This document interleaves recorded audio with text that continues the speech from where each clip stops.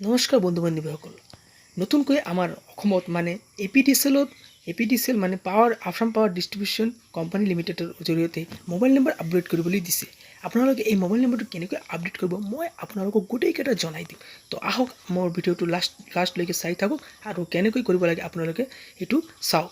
APDCL mobile number update কৰাৰ কাৰণে আপোনালোকক লাগিব name, consumer number, mobile number, Aadhaar number, email ID, occupation আৰু এই পোষ্টটো আপোনালোকে অনলাইন বা অফলাইনৰ জৰিয়তে কৰিব পাৰে।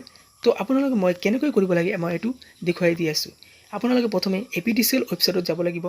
তাৰপিছত আপোনালোকে এপিডিচিএল প্ৰথমে ষ্টেপ 1 আপোনালোকে ভিজিট এপিডিচিএল ৱেবছাইটত যাব লাগিব। এপিডিচিএল ৱেবছাইট যোৱাৰ পিছত আপোনালোকক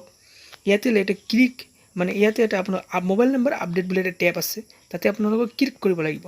মোবাইল নম্বৰ আপডেট টেবত তাত ক্লিক কৰিব লাগিব। তাৰপৰ ক্লিক কৰাৰ পিছত আপোনালোক এনেকৈ আহি যাব। আপোনালোক তাতে কনজিউমাৰ নাম্বাৰটো মাৰিব লাগিব আৰু এতে এৰৰ চিহ্নত আপোনালোকক টিক মাৰি দিব লাগিব। তাৰপিছত আপোনালোকক মোবাইল নম্বৰ লিখিব দিব, আপোনালোকৰ নামটো লিখিব দিব, ইমেইল আইডি লিখিব দিব বা অকুপেশ্যন কিবা থাকিলে দিব লাগিব, অকুপেশ্যন দিব লাগিব, আধাৰ নম্বৰটো দিব লাগিব। তাৰপিছত আপোনালোকে নাও এণ্টাৰ দ্য অল ডিটেইলছ তাৰপিছত আপোনালোকক এইটো ডিটেইলছ কৰাৰ পিছত আপোনালোক ছাবমিট বাটনটো দিব লাগিব।